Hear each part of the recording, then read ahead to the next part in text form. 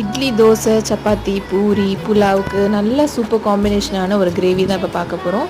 Chicken kurma கறி பார்க்கலாமா?